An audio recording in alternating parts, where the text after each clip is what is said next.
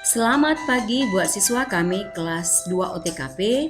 Semoga kamu dalam keadaan sehat dan tidak kurang suatu apapun. Di pertemuan ketiga kali ini kita akan membahas tentang peran, fungsi, dan ruang lingkup humas. Bersama saya Ibu Damari Sihombing. Adapun yang menjadi tujuan pembelajaran kita hari ini adalah 1. Siswa dapat mengidentifikasi peran humas. 2. Siswa dapat mengidentifikasi fungsi humas. 3. Siswa dapat mengemukakan aspek-aspek humas. 4. Siswa dapat mengemukakan ruang lingkup humas. Kita lanjutkan tentang peran humas.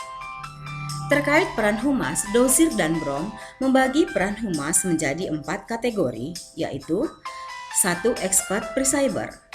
Praktisi humas yang berpengalaman dan memiliki kemampuan tinggi dan membantu mencarikan solusi dalam penyelesaian masalah dengan publiknya. 2. Communication facilitator. Praktisi humas bertindak sebagai mediator yang membantu pihak manajemen dalam mendengar apa yang diharapkan dan diinginkan publiknya. 3. Problem solving facilitator. Praktisi humas yang menjalankan peran ini bekerja sama dengan pihak manajer atau menjadi bagian dari tim untuk memecahkan masalah. 4. Communication technician. Peran ini menjadikan praktisi humas sebagai jurnalis in resident yang hanya menyediakan layanan teknis komunikasi atau dikenal dengan method of communication in organization. Fungsi humas. Yang pertama, menunjukkan kegiatan tertentu atau action.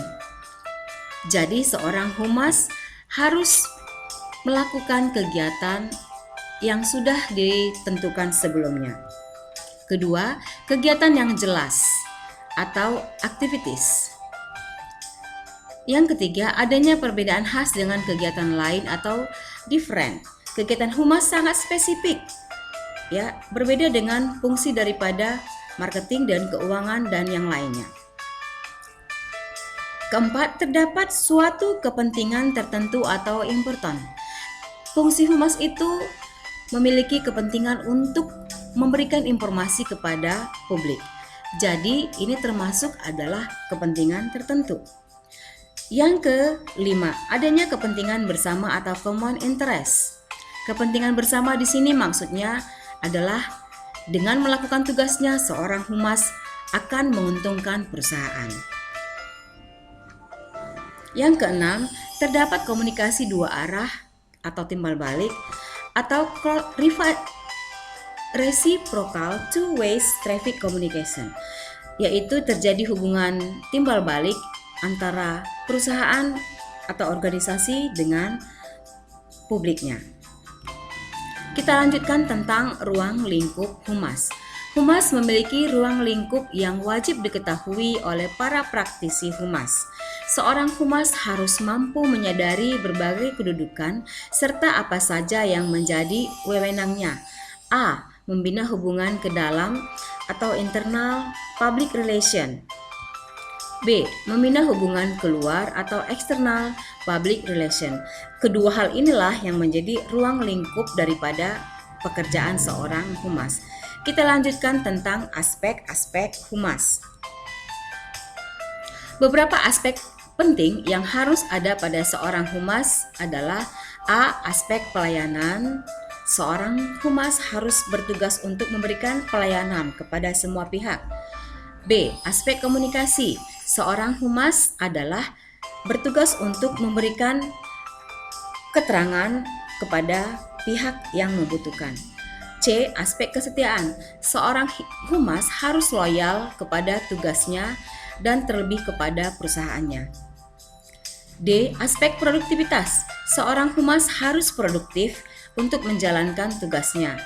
Jadi, harus ada hal yang dihasilkan saat dia menjalankan tugasnya.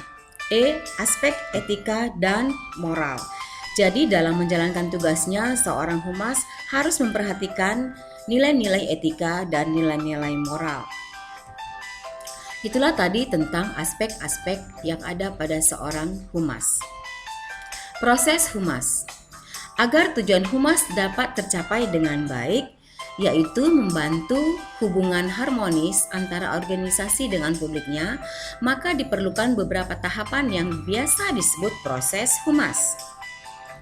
1. Penelitian dan mendengarkan. Penelitian dilakukan untuk mengetahui atau menentukan permasalahan yang sebenarnya terjadi. 2. Perencanaan dan pengambilan keputusan. Perencanaan dan pengambilan keputusan dilakukan untuk membuat deskripsi pekerjaan humas. 3. Mengkomunikasikan dan pelaksanaan. Tahap ini merupakan implementasi dari tindakan dan komunikasi yang telah didesain untuk mencapai tujuan spesifik bagi setiap publik untuk mencapai sasaran program. 4. Evaluasi. Tahap di mana humas melakukan evaluasi terhadap hasil dari program kerja dan aktivitas humas yang telah dilakukan. Jadi demikianlah pembelajaran kita hari ini. Silahkan kamu baca kembali materi yang telah Ibu berikan dan kamu lakukan tugas yang telah Ibu berikan. Terima kasih, selamat belajar. Salam sehat.